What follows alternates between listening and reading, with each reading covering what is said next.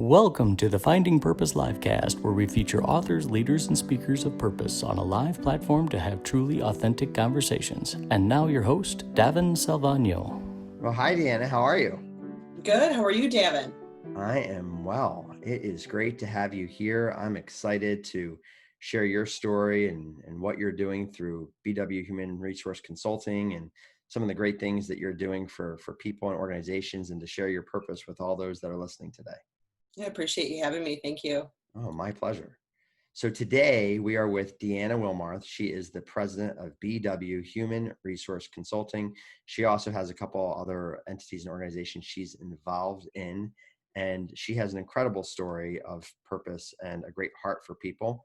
And I'm excited. So let's jump in here and let's talk about who Deanna is.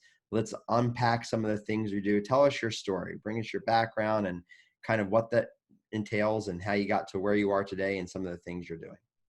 Sure. Yeah. Thank you. So I grew up here in Metro Detroit and grew up actually off of Lake St. Clair and was a avid boater my whole life. And actually grew up as a figure skater. So I started figure skating at age 3 because our canal in the back was frozen in the winter. And so all the kids were out there doing that. And I thought my parents thought that would be something I should learn. So I never stopped doing that. I was very involved in sports and team sports, but skating was my main sport, synchronized skating specifically, up through the age of 18, where I went to Michigan State University and continued to figure skate there as well. So I think probably for the first 24 years of my life, that's what I thought I was going to be and do, was a figure skating instructor. And I spent a lot of time in ice rinks coaching there at Michigan State. I really spent a ton of time developing my teaching degree. So I really, that was a big focus for me for a big piece of the beginning of my life. And after Michigan State, I graduated with an English degree. I didn't have a ton of direction on what I wanted to do. I think at that point I had tried probably 6 or 7 different majors within the university, and I wasn't sure what I was going to go into career-wise. Still thought I was going to move forward with skating. And couldn't find a job up in Lansing. Wasn't sure again what I wanted to do. Moved back here to Metro Detroit and ended up at a recruiting firm and just fell into human resources. So I started as an assistant there and worked my way up to where I ended up running the consulting division for that particular firm for human resources. We started a whole new consulting division.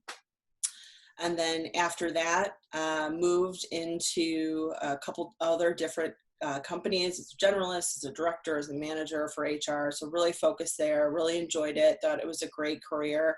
And my last, what I call kind of day job, was for Macomb County, where I worked as their HR director for their medical care facility. So I worked there for about 6 years, and then started my own businesses in 2016. So that's kind of brought me to where I am today career-wise.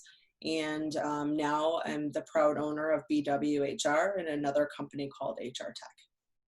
Awesome. You know, we've known each other for a couple months. We've had a few conversations. I never knew that you were a figure skater. That is outstanding. So today, do you still find time to get on the ice? Yeah, so today I actually am the co-director of an organization for figure skating. I run a synchronized skating organization. We're obviously not on the ice now with COVID, but we have individuals from age 3 all the way up to age 60. So we probably have about 100 participants in our program. I started my own organization for skating. We broke off from a club at the same time I started my businesses. So it was super challenging, but yeah, I still do that. And it's been super rewarding for me. I've really enjoyed giving back. It's been tough to do all of it, but it's been really nice to do that. We brought back an adult program in about 4 years ago now. So the original national champions, like back from 1984 that skated, came back and skated with us as adults in their 50s. Wow. And so we've now gotten to a point where they're on their 4th season. They were supposed to come back for 1 season. They're a riot. They're actually really good. They do really well at competition, and they have a ton of fun. And they've now made a documentary about synchronized skating, and we're featured in the documentary. So that's kind of being pushed now through different film festivals throughout the country. They just had a big push, I think, this weekend with different pieces. So that's taking off to highlight the sport, but also to just highlight their achievements within the sport, which is kind of cool. So we've been a part of that now. So I'm pretty involved still in the figure skating community, and it's a big piece of my life still. I took about 5 years off as I started my career and started to get into things, but skating is definitely a huge piece of my heart now. That's awesome. And I can see that crossover, your love for people and seeing their enjoyment and fulfillment that they get out of the ice. I was almost picturing the end of A League of Their Own, when they all come back years later and they play that game when they're all older and it becomes a documentary. I was imagining that as you were walking through that. And that's got to be a balancing act, all that involvement in the community and what you're doing, but then you have these other organizations that you've built and that you've along your journey. But the thing that's constant through them is this love for people. That's why you're in HR. Talk to us about the other half of this, your organizations and kind of what they do and the impact that you're making in people's lives through them. Yeah, sure. So BW HR Consulting is what it says it is. It's an HR consulting firm, super creative on our name there. But we ended up starting in 2016, and I started specifically because I noticed there was a huge gap in HR as far as connecting with employees and connecting with owners to be able to really look at their culture and do what was right for that specific company. And so I was working for a lot of different individuals, specifically where I was having to kind of conform a little bit in a way where I felt like we couldn't really service the employees and then subsequently do what was right for the company. And so I thought it was really important to be able to operate in a way to be able to connect all of those things and make those decisions autonomously and be able to do that on my own. And so instead of having really kind of corporate oversight, right, where you've got it coming down from the top and them telling you this is what you have to do, I thought it was really important to be able to really try to always do the right thing. And I know too, right, there's things that limit that, but it was important to do that for me. So, and I noticed as well as we've had a lot of HR people that were really in the box, really limited with just compliance, A to Z type things, and not being able to get outside of the scope and help people and really work through some of those day-to-day challenges. So that's why we ended up starting the business. I think that was a really important thing to do moving forward. And I think now we've been able to fill that gap and partner with business owners and partner with employees.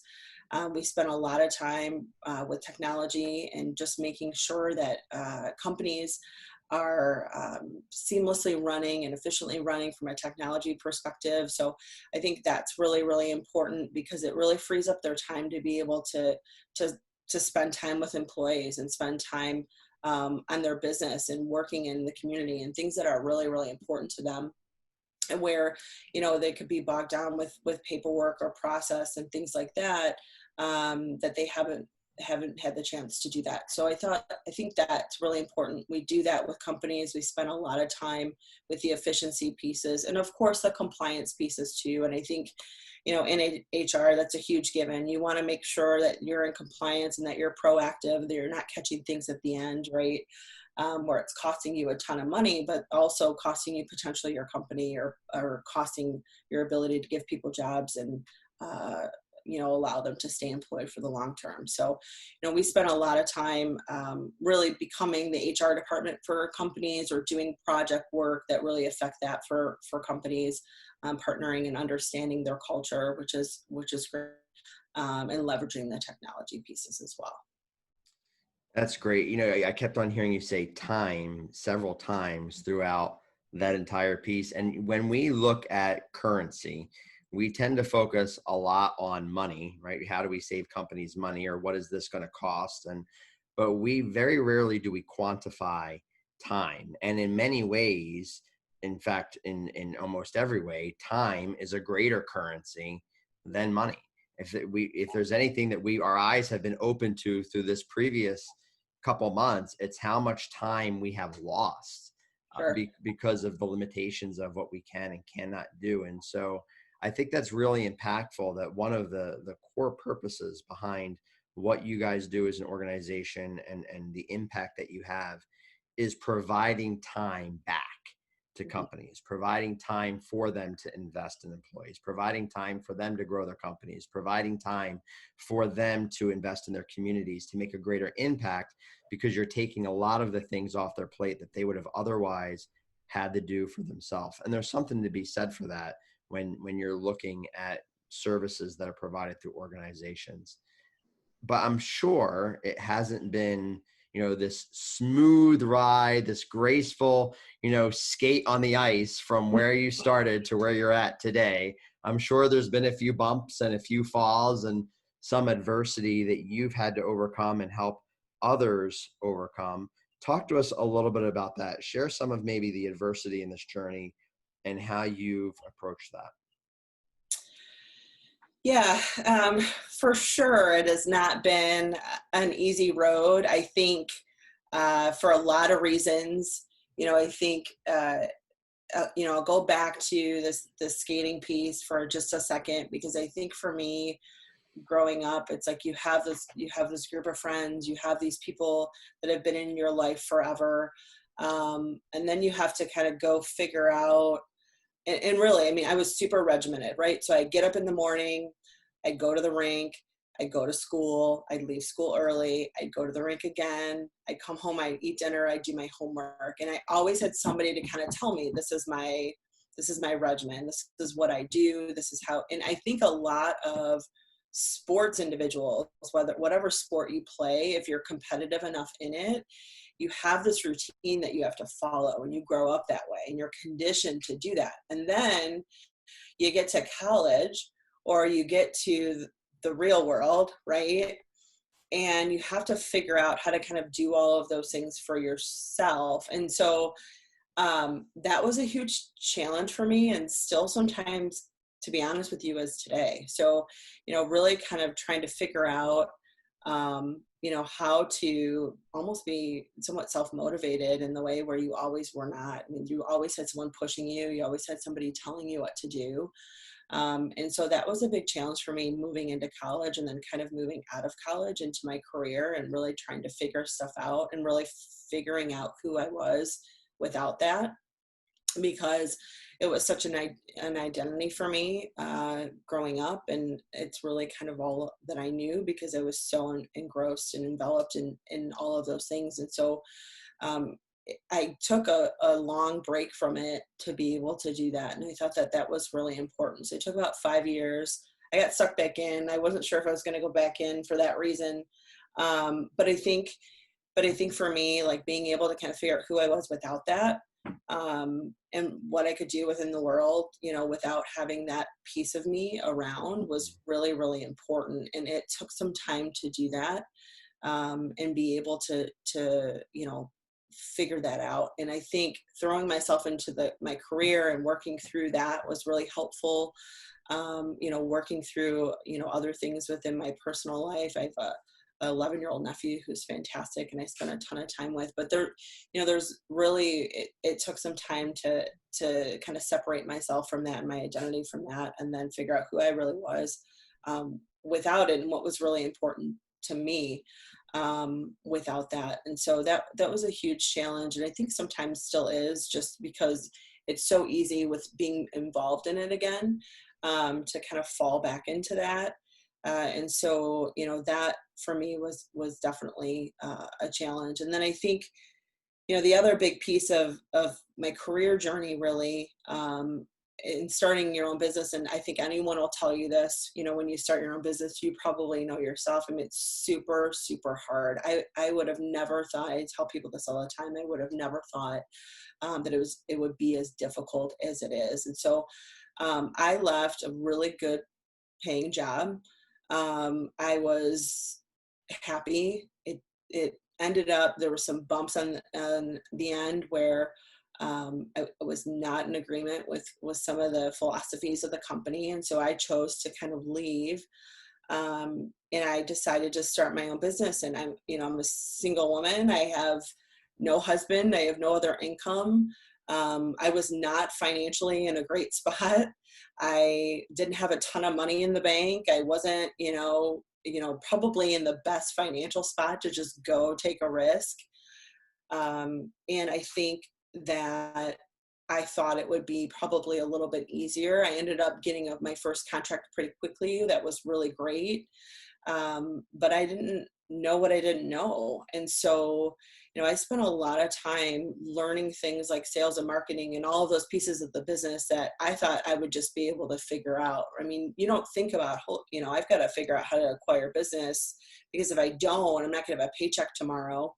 And I'll tell you, I mean, there were times where, I couldn't pay a water bill, or couldn't pay an electricity bill, or couldn't pay, whatever throughout those first couple of years, because I really didn't think about those things.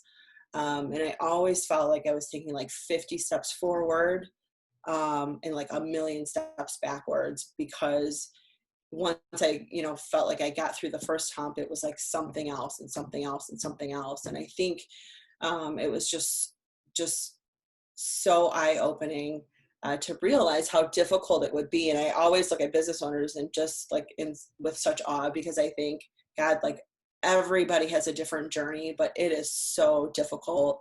And especially if you're not really prepared. I'm like, all right, I'm going to start a business. Great. Right. And it has been great. There's really great things about it. And I'm so happy that I did. And I'm, we're doing really well. And I'm really, really grateful for that. But I think that I wouldn't have been able to appreciate it as much had I not gone through, a lot of those things. And it was certainly a journey, and it was incredibly difficult. And I would say probably about a year and a half, we finally got to a hump where like I was comfortable financially, right? Like and the other piece is to be a doer again. I was never a doer. I was always a manager. And so trying to kind of figure those pieces out was super difficult to juggle and be a one-woman show. And so that was definitely challenging, and really grateful to have those experiences so that, now I can reflect on them and use them. But, I just think it's so important to just push through. I mean, I think if you think about it too much, and I can think about it and reflect on it now, but I think, you really have to just keep pushing, because ultimately you will come out on the other end. You're always going to be able to overcome it. You use your resources and work really hard. I think that that's really important. And, I look back and I'm like, holy crap, that was scary. Like, I can't believe I did that, or like, but I'm glad that I did. So I think there's a lot of people that needed to hear you just say that, to keep pushing through. Was there ever a day you just wanted to quit and go back to your safe, secure, well-paying job and get off the roller coaster of being a new business owner? I would say there were probably more days than none than others. I would say most days for a really long time that thought was in my brain. And I think you have to push it down. I mean, I had days where like, screw it, I'm watching TV today, right? Like I need like a mindless, like I'm just gonna lay in bed for 2 days because it's just so overwhelming. Or you have days where you're like, it's so much easier if I just go out and get a job, or it's so much easier if, for me, get married. Like, honest to God, like there's just, so many other things that like could have been easier. And you have to push, those thoughts away. Or, you know, you take a break. Like I've had times where I'm like, all right, I'm going to give myself like the mental health day. I'm going to take a break and just kind of chill out, or stay in bed and watch Netflix, or, you know, do that for a day so that I can kind of give my head a break. And then I'm going to give myself only this day.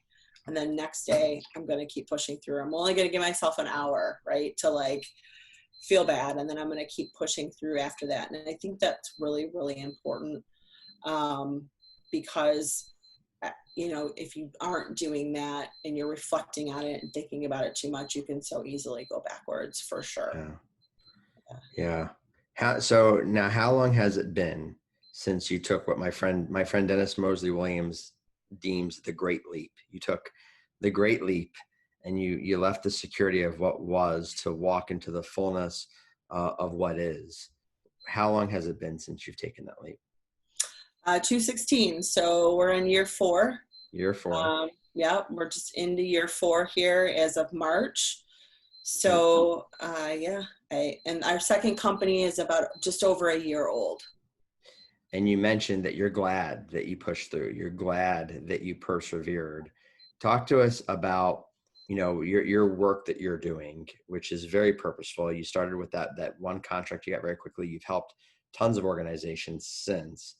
Talk to us about the very first time, in whether it was in these last 4 years or maybe even prior, that you recognized that your work had purpose, and what your purpose is in your work and what that means to you.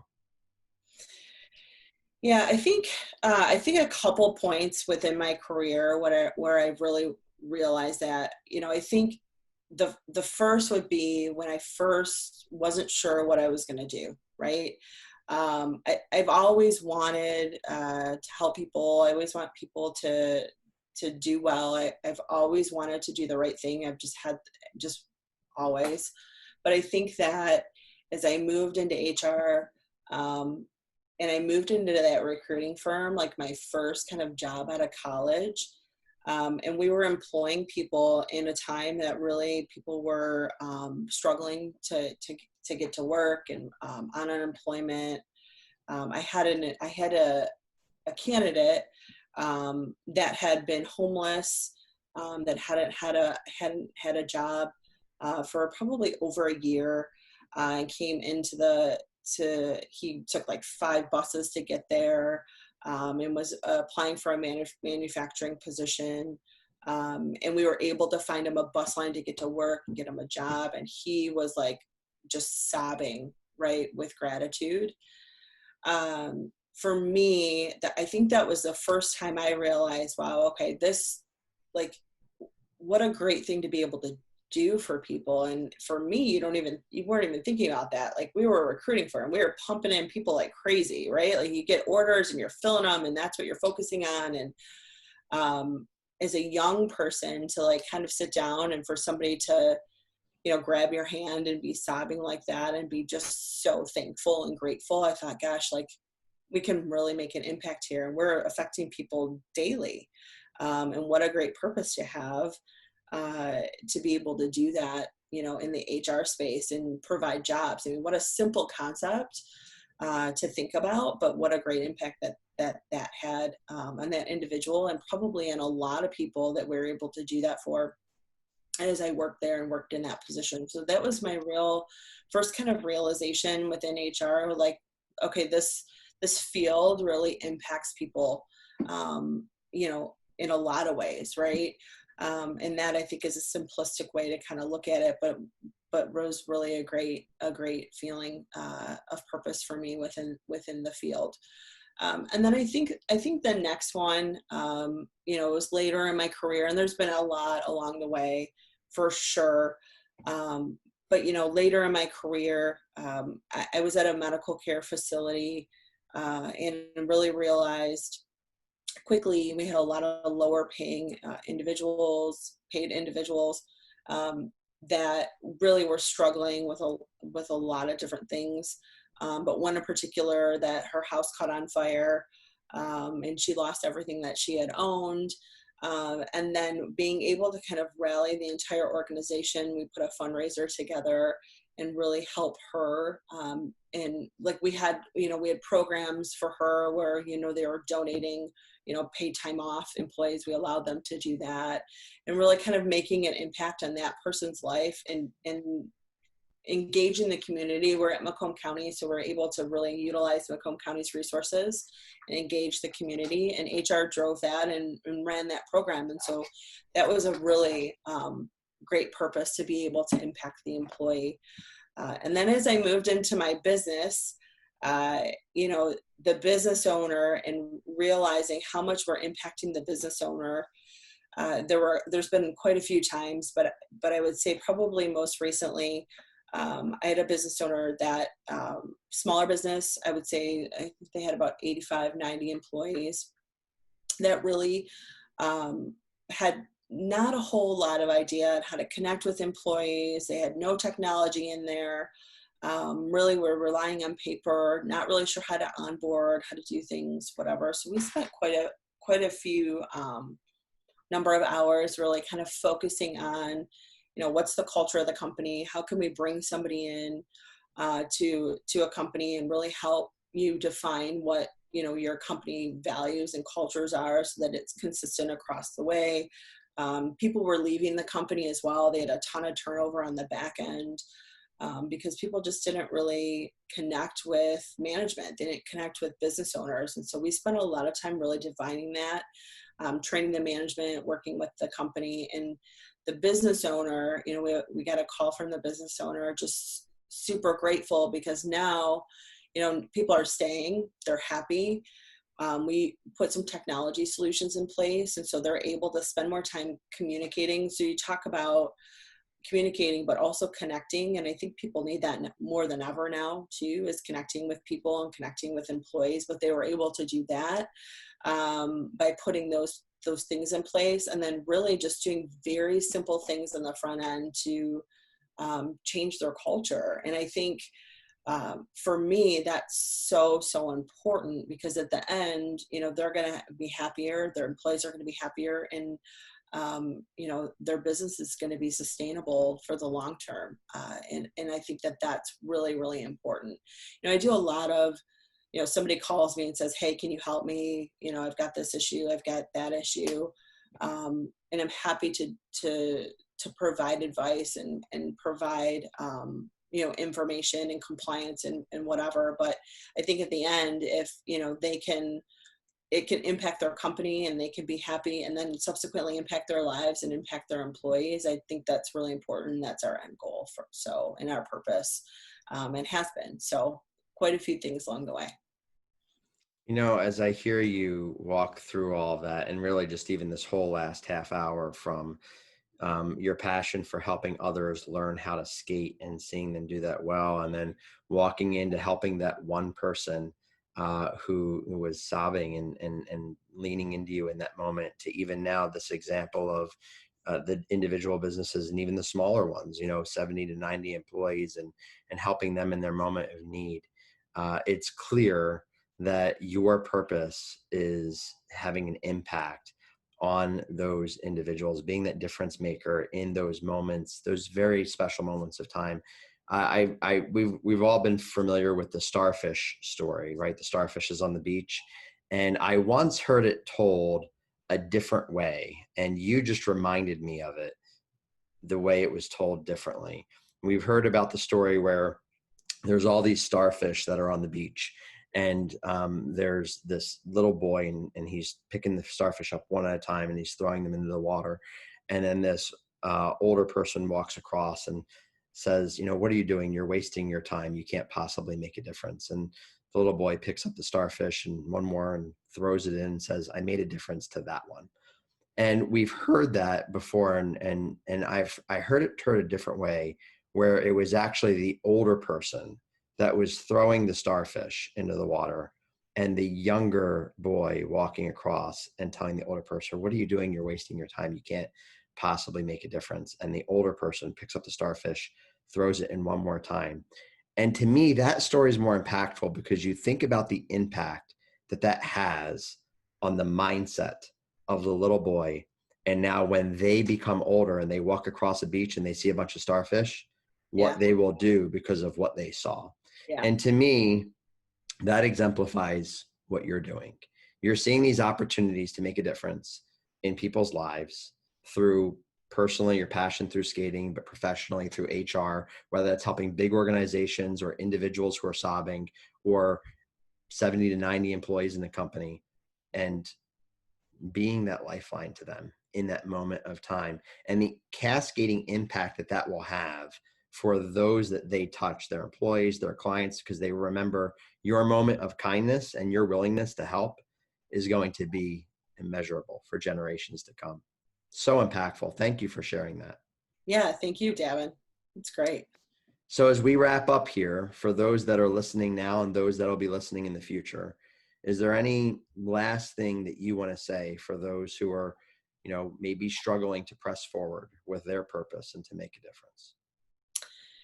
Yeah, I think that, you can't always define your purpose right away. I think sometimes it comes to you organically as you move through life and figure things out, right? So I would just say it's incredibly important to keep moving, take your mental health days if you need to, and be super resourceful and lean on the people around you. We all have people that help lift us up. We all have happy places and people that have been really great mentors for us. Use those people and those resources to be able to move forward. I think that's very, very important, and keep going. That was solid and great advice. Thank you so much for your time with us today. So grateful for you sharing your insights and your wisdom and your story of overcoming. Today, we were with Deanna Willmarth, who's the president of BW Human Resource Consulting. And you can listen to this on iTunes or on our YouTube channel at Purpose Point.